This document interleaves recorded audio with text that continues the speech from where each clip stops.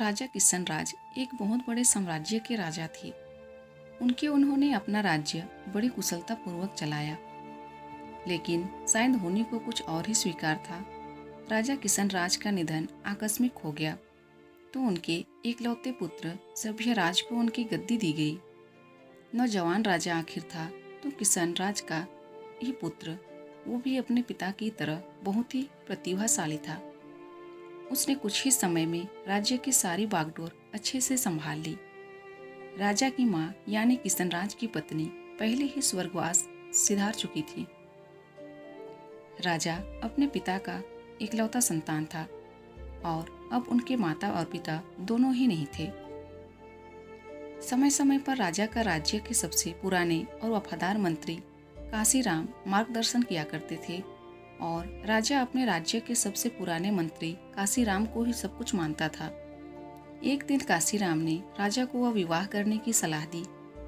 राजा को उन्होंने पास के राज्य की राजकुमारी प्रेरणा के बारे में बताया। कहा कि प्रेरणा बहुत ही गुणवती और संस्कारी है, साथ ही समझदार भी। आपके साथ इस राज्य को चलाने में भी आपको बहुत सहयोग करेगी। राजा ने पहले कुछ समय तक मना किया, लेकिन लड़की और उनके परिवार के बारे में सुनकर राजा ने उनकी बात मान ली। राजकुमारी और उनके परिवार वाले पहले ही राजा से बहुत प्रभावित थे, इसलिए वो विवाह के लिए तैयार थे। आखिर ऐसे राजा से शादी कौन नहीं करना चाहेगा। बड़ी धूमधाम के साथ राजा की शादी हो गई। शादी के बाद प्रेरणा इस राज्य में आ गई। राजा प्रेरणा की सुंदरता के साथ उनकी समझदारी का भी बहुत बड़ा प्रशंसक बन गया। ऐसी कई बातें थी जो राजा बल से नहीं हल कर सकता, उसे प्रेरणा अपनी सूझबूझ से सुलझा देती थी।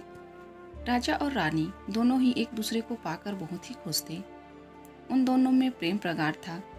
ठीक 1 साल बाद रानी प्रेरणा गर्भवती हो गई। राजा और रानी दोनों अपनी पहली संतान के लिए बहुत खुश थे। भगवान का बहुत धन्यवाद दे रहे थे कि राजा ने योजना बनाई थी कि उनकी संतान होने पर वो पूरे राज्य को निमंत्रण देंगे। आखिरकार वो दिन आ ही गया और रानी ने एक पुत्र को जन्म दिया।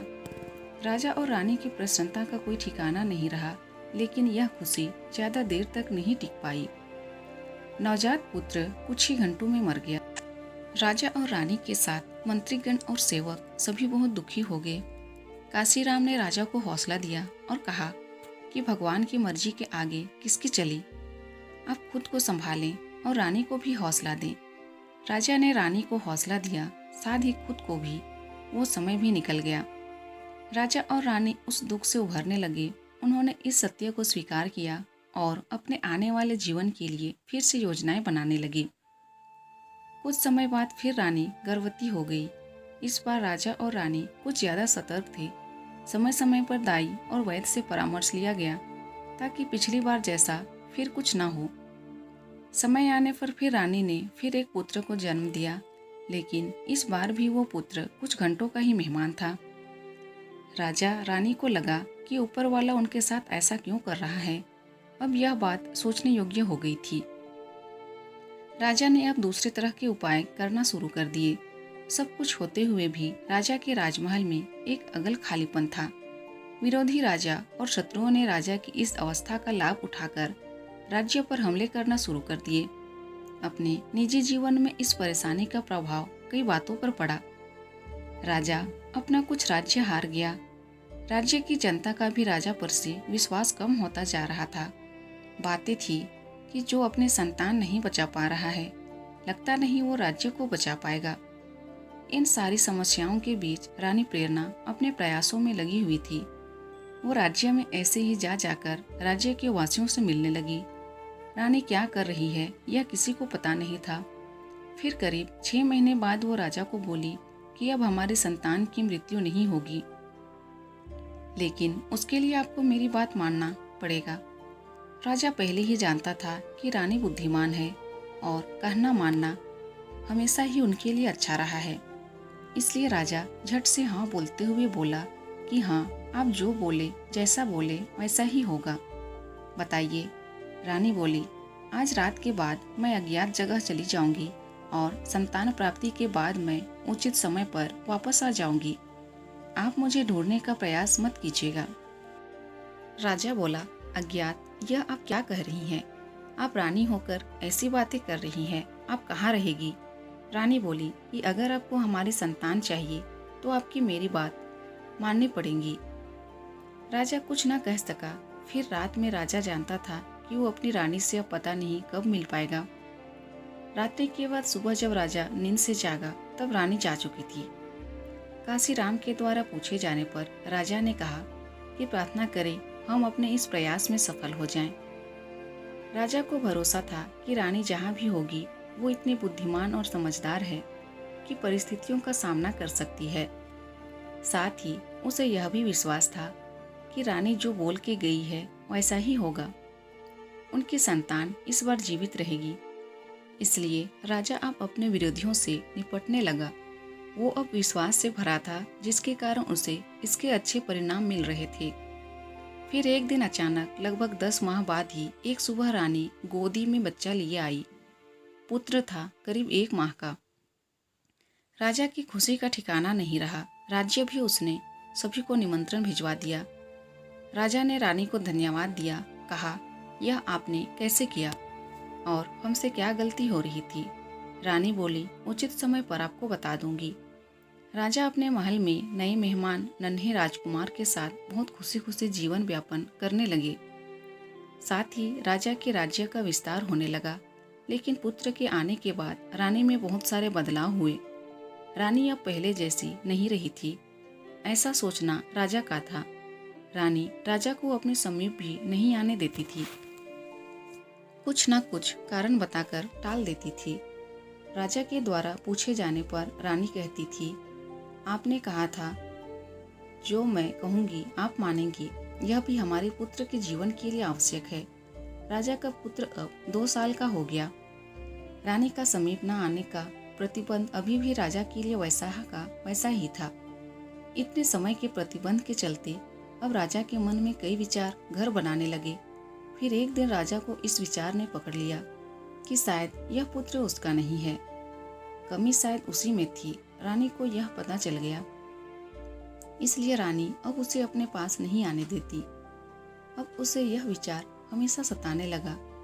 अब हर बात और हंसने में वो अपने को अपमानित मान रहा था। राजा ने एक दिन रानी को पूछा कि आपने कहा था कि यह बच्चा कैसे जीवित रहा, आप बताएंगी? रानी फिर बोली, महाराज उचित समय आने दीजिए। राजा क्रोध में आ गया, बोला, मैं कई दिनों आपके व्यवहार को देख रहा हूँ। आप कुछ बहुत ही बड़ी बात छिपा रही हैं। यह बच्चा किसका है? आप हमें बता दीजिए, हम आपको क्षमा कर देंगे। रानी को राजा की इस तरह के बर्ताव से अचरज हुआ। उन्होंने बोला, यह बच्चा हमारा है, आप कैसी बातें कर रहे हैं? राजा बोला कि अगर आपने झूठ बोला या हमसे कुछ छिपाया जो हमें कहीं और से पता चला तो आपको और बच्चे को दोनों को दंड मिलेगा। रानी यह सुन क्रोध में आ गई और बोला, महाराज आप किस तरह की बात कर रहे हैं? बात अगर मेरी होती तो मैं चुप रहती, लेकिन आपने मेरे बच्चे के लिए बोला है और मैं यह बात सहन नहीं कर सकती। सच सुनने की हिम्मत है तो सुने। तब रानी ने एक ऐसे सच से राजा को अवगत कराया जो वो नहीं जानता था। रानी ने कहा कि मैंने इस पूरे राज्य में करीब 6 माह तक भ्रमण किया और जगह जगह जाकर पुराने लोगों की बातें सुनी। आपके राज्य की सीमा पर जंगल में एक समूह रहता था। उनके कुल देवता में उनकी अटूट आस्था है और उनमें शक्ति भी है। साथ ही समूह का एक प्रधान है जो पूरे समूह का ध्यान रखता है। उनकी वाणी मतलब उनके देवता की वाणी। अब आप 1 वर्ष के थे तब आपके पिताजी और माता के साथ एक दिन यात्रा पर गए। बग्घी से यात्रा करते समय उस समूह की एक महिला जो गर्भवती थी बग्घी से टकराकर मृत्यु को प्राप्त हो गई, जिसके परिणाम स्वरूप उन्हें प्रधान ने श्राप दिया कि अब से उनका वंश आगे नहीं बढ़ेगा। इसी वजह से आप भी अपने पिता की एक अकेली संतान हैं और इसी कारण हमारी संतान नहीं बच पा रही थी। आपके यहाँ से जाने के बाद मैं वहाँ उन लोगों के साथ रही। शुरू में उन लोगों को मुझ पर क्रोध था, लेकिन फिर वो मेरी आस्था देखकर पिघलने लगे। मैंने देवता से प्रार्थना याचना की, लेकिन एक बार तीर कमान से निकल गया तो वापस नहीं आता। हमारी संतान फिर पैदा होते ही चली गई। फिर राजा पूछता है, तो यह बच्चा किसका है? मेरे समय के साथ ही वहाँ एक और स्त्री भी गर्भवती थी। उनकी संतान भी उसी समय हुई हमारी संतान के। फिर चले जाने में उनके देवता के आगे संतान को लेकर जोर जोर से रोने लगी।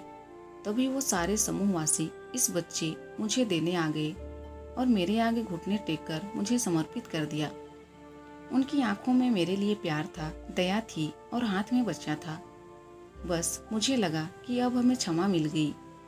नवजात को मैं कुछ दिन वहाँ रहने के बाद ले आई।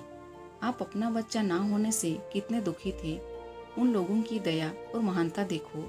एक राजा को उन्होंने अपना बच्चा दे दिया, वो भी उस राजा को पुत्र को जिसने उन्हें चोट पहुंचाई थी।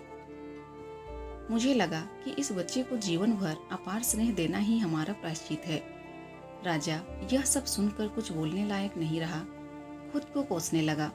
बोला, मैं तो आपके क्षमा के लायक भी नहीं हूँ।